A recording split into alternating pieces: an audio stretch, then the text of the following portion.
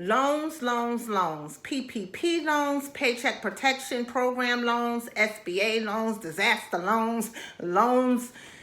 It's it's a lot. Hey, this is Stenell, the money therapist. I want to talk to you based on my experience applying for a PPP loan and a disaster loan. Now, I am the first one to say, hey, no loans, like no loans at all, because it leaves you crippled. Every 30 days, you have to pay back, and it takes away from your bottom line, and it also takes away from you building wealth. However, in a situation that is such a disaster that's going on right now with the COVID-19, they do have the Paycheck Protection Program loan. That is, it's a loan, but it's a forgivable loan. So that's what I want to talk about. So if I look to my left, I am looking at notes because it's so much information to retain, and I want to give you my experience when I personally applied for the loan. So I have 3 agencies, and I have an after-school program, which is a 501c3, a nonprofit that I did not apply for the PPP loan, and I will tell you why. I applied for the disaster loan. I also have a case management agency, and I also have a counseling agency, which I have the staff going to the home, and they deliver therapy to the children and the family. So with 3 of my agencies, 2 of the agencies I did apply for the PPP loan, and that's because I still have payroll going on. Okay, and with this protection loan, you have to be able to show that you still have payroll. And with the after school program, because I do not have payroll going on, I am basically the only one getting paid right now. That would not apply. So basically, the when you apply for the Paycheck Protection Program, it is basically through banks, and it can be through any bank or any credit union. Now, I know, for example, for my bank, you have to apply through the bank, okay? So it was actually on April 3rd when I received information that this even happened. So I didn't even know about the PPP. I knew about the SPA, the disaster loan, but I didn't know anything about the PPP. So I received information on April 3rd. On April 6th, I actually received a link, and then on the 7th, I actually applied for a second touch for the PPP loan, which took 3 hours. It's very detailed. And then on the 8th of April, I applied for a Better Me. It was shorter because a Better Me haven't been in business as long as the Second Touch. A Second Touch has been in business for 5 years, and a Better Me has actually been in business since October. So let me show you exactly now through my bank. So this is basically, say first, let's make sure you're eligible to apply. Now, I did cut off the letterhead. I have scribbles on here because that's my business, like this, hey, it scribbles on here. You don't need to know everything. So it just asks you questions as far as, are you an existing business customer? Is this application being completed by the business owner? Have you applied for another paycheck protection loan here or elsewhere? In this question, you will put yes or no. In my situation, I put no twice because you can apply for 2 loans separately if you have multiple agencies or companies such as myself. So once you go through this questionnaire, it's about 8 or 9 questions. And depending on how you answer the questions, it will say at the end that we will move forward or you're not eligible for the loan. So once you get past that step, it's going to start asking you more questions. Who can apply? So now it's going to ask you, what type of business do you have? So are you a sole proprietor? Are you a partnership? Are you a C Corp, a S Corp, a LLC? All those different things. For me, I am a C Corp. So because I'm a C Corp, which means that my taxes are not filed with my personal income taxes, my business taxes are filed with my business. So my accountant filed my taxes with my business. With this being said, because I'm a C Corp and I have business taxes, of course I have an accountant and I have a payroll company. With this particular loan, you must have some type of payroll company, because you are going to need some type of documentation, some forms that have to be uploaded at the end, and I will give you that information. Now, it's going to also ask you as far as how you can apply. So when you do apply through your bank, and like I said before, you can apply through credit unions and different banks and everything. But with my particular bank, I had to have a bank relationship. I don't know about other banks. I do know that Capital One, Bank of America, TD Bank, they are utilizing this program, but everybody is not utilizing this program. So the purpose of the loan is, of course, we know that there's $349 billion for job retention. So the purpose of the loan is to retain your workers so they can continue to be on payroll while all of this is going on. And it is a benefit because it is a forgiveness loan, and I will explain that. So the loan is to basically make purchases so you can continue your payroll, your utilities. Now, I also know with this loan that 25% of it must be, you can't use over 25% for things such as your mortgage or your utilities.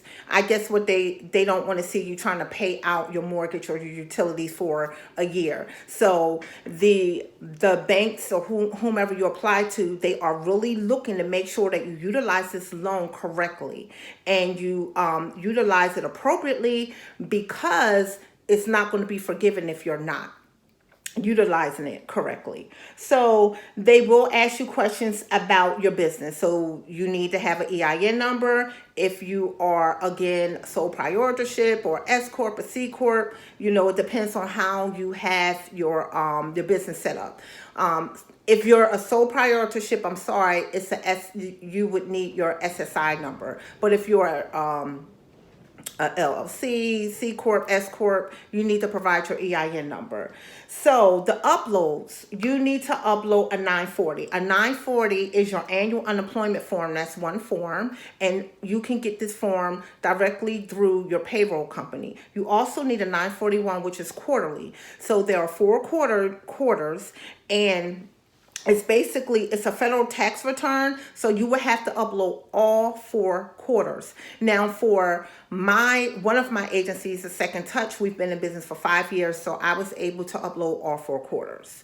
For a Better Me that just started in October 2019, as of this date, I only had 2 quarters, so I uploaded 2 quarters. I speak with my hands.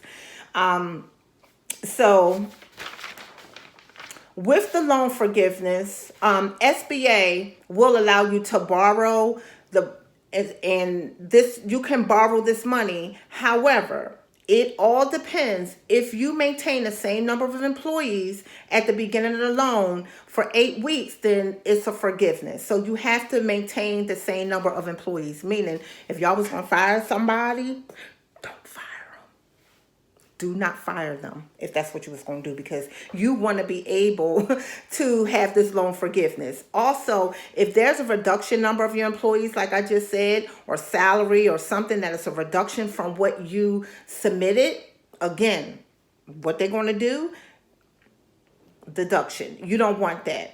SBA will reimburse lenders the amount of forgiveness within 90 days of the forgiveness being calculated. So you must make sure that you obtain good records. I have a great accountant. I have a great payroll company, and you want to make sure that you obtain those records, because you have to show proof that you are indeed using this money correctly and you're managing the funds exactly how you said you were going to manage the funds. Also, what is very valuable is that when I applied, it basically asks you questions. Let's determine your loan amount. This is what it asks. I printed it out. I have some mathematics down there. Don't even worry about it. So it asks you, what is your total monthly payroll amount? Now, this goes with the actual application that I will show you. This is the actual application right here.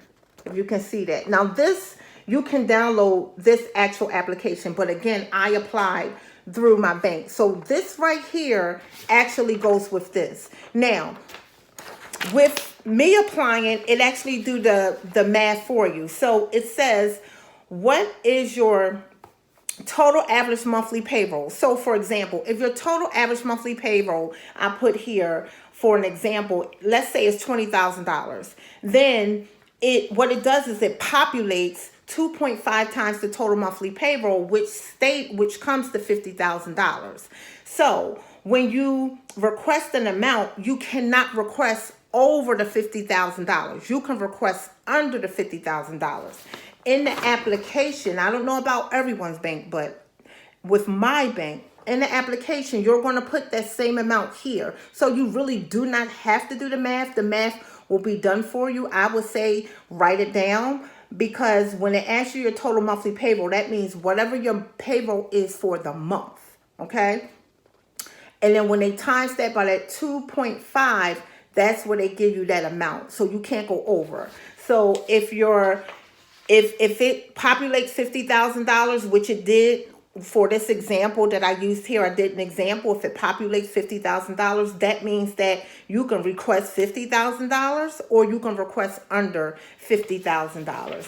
And that's very important. So you do have to sign these pages, and this is another upload that you have to do. And it asks you just different questions that you would have to put your initials over here. I don't know if you can see that because of the light. Ask you different questions. The authorized representative of the applicant must certify in good faith to all below, initialing next to each one. And then you have your signature, your date, and your title.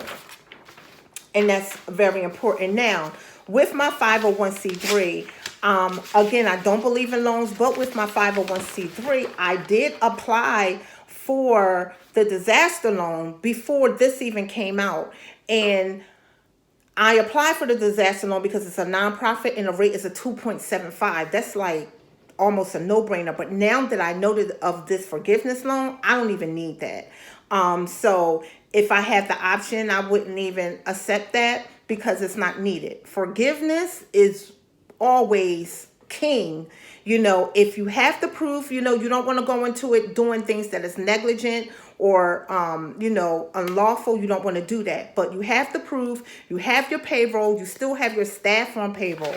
So for me, I have, for my staff on payroll, for a Second Touch, I have 6 staff. And for my counseling agency, Second Touch is my support coordination agency, my case management agency. I have 6 staff. For my counseling agency, A Better Me, I have 8. Now, for my after school program, I have over 20 because I have teachers and contractors and all of that, which is separate from this. So I have to make sure that I maintain good accounting, good payroll, and they're separate. The companies are separate, so I will be showing them and giving it to them separately. So this information is very valuable. I will make sure that I put the information to SBA, which I'm sure that you have in the comments below, and the link below. And please comment if you have any questions. It's real out here, so if you have any questions, please comment. And be safe. Be safe out there, because this is real. And another thing, as business owners, having an emergency fund for your business is very important. You must have an emergency fund, because things like this, it's an emergency fund for rainy days. This is a storm, like a complete storm. And, instead of relying on these not opportunities, but this is an opportunity. But if it was a full blown out loan, like I said, what I applied before was because the interest rate was just very small. And it was like, wow. But because this is a forgiveness, that's great. But as a business owner, we must make sure that, we are doing things with decency and order, because we're not only responsible for ourselves, our family, we also have our employees that we're responsible for, making sure that we do good work as far as the finances. All right, this is Stenell, the money therapist, and I'll see you soon. Again, this is part 1. Part 2, did I get the loan? I don't know. I'll let you know though. Part 2.